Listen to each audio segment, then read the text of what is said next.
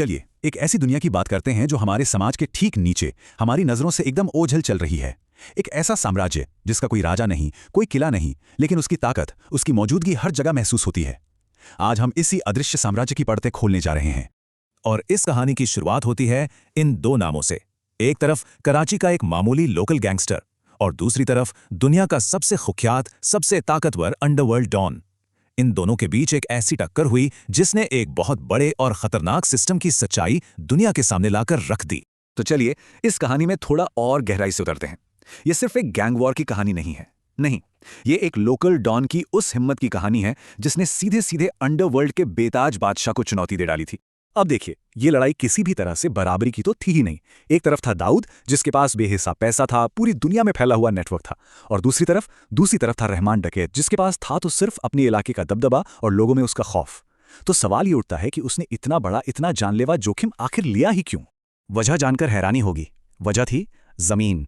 कराची में एक बेशकीमती प्रॉपर्टी का सौदा।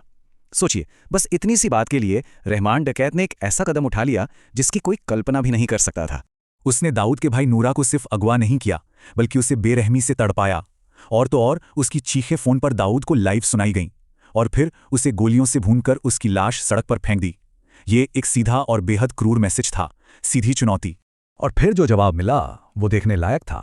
दाऊद ने कोई गैंगवार नहीं की, उसने किसी शूटर को नहीं भेजा, उसने इस्तेमाल किया अपने सिस्टम का, अपने कनेक्शंस, पुलिस एजेंसियां, और नतीजा सिर्फ 9 घंटों के अंदर रहमान डकैत एक पुलिस एनकाउंटर में मारा गया। ये उस अदृश्य साम्राज्य की ताकत की सिर्फ एक छोटी सी झलक थी।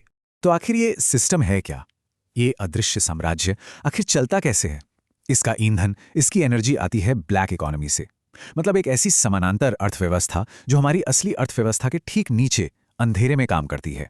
ये ब्लैक इकोनॉमी सिर्फ पैसों का लेन देन नहीं है, ये एक पूरा का पूरा तंत्र है, एक मशीनरी है जो इस अदृश्य साम्राज्य को न सिर्फ जिंदा रखती है बल्कि उसे और ज्यादा ताकतवर बनाती है। चलिए इसके सबसे जरूरी हिस्सों को देखते हैं। ये आंकड़ा है उस नकली करेंसी का जो हर साल भारतीय अर्थव्यवस्था में झोंक दी जाती है। ये इस साम्राज्य का पहला और सबसे बड़ा हथियार है। यही वो पैसा है, यही वो खून है जो इस पूरे सिस्टम की नसों में दौड़ता है। और ये कोई मामूली नकली नोट नहीं होते, इनकी क्वालिटी इतनी जबरदस्त होती है कि कई बार बैंक तक धोखा खा जाते हैं। ऐसा इसलिए क्योंकि ये कुछ अपराधियों का काम नहीं, बल्कि एक बेहद ऑर्गेनाइज्ड ऑपरेशन होता है। प्रिंटिंग से लेकर सप्लाई और फिर देश भर में उसे फैलाने तक सब कुछ एक चेन की तरह काम करता है। लेकिन सिर्फ पैसा ही काफी नहीं होता है। किसी भी साम्राज्य को चलाने के लिए सुरक्षित ठिकानों की जरूरत पड़ती है। ऑपरेशन के लिए एक बेस चाहिए होता है, और यहीं से इस मशीन का दूसरा हिस्सा हमारे सामने आता है, झुग्गियां। हम इन्हें अक्सर सिर्फ गरीबी की निशानी समझते हैं, है ना? लेकिन सच ये है कि ये अंडरवर्ल्ड के लिए ऑपरेशनल हब हैं। यहाँ सरकारी जमीन पर कब्जा करके उसे गरीबों को बेचा जाता है, और फिर उन्हीं लोगों से हर छोटी बड़ी चीज के लिए वसूली की जाती है। और ये सब कुछ पुलिस और नेताओं की मिली भगत से चलता है, जिससे ये इलाके अपराधियों के लिए एकदम सेफ हाउस बन जाते हैं। और तीसरा स्तंभ, वो था मुंबई का डांस बार नेटवर्क। जब ये अपने पीक पर था तो ये हजारों करोड़ की इंडस्ट्री थी, पर यह सिर्फ नाच गाने और मनोरंजन का केंद्र नहीं था। ये अंडरवर्ल्ड का नर्वस सिस्टम था। हवाला, money laundering, secret meetings, information का लेन देन, सब कुछ यहीं से कंट्रोल होता था। 2005 में सरकार ने इन पर बैन लगा दिया, तो क्या सिस्टम खत्म हो गया? नहीं, बिल्कुल नहीं।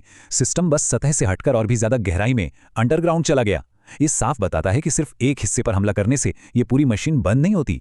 अच्छा, अब इस भारतीय अंडरवर्ल्ड के मॉडल को और बेहतर ढंग से समझने के लिए चलिए इसकी तुलना दुनिया के एक और कुख्यात संगठन से करते हैं।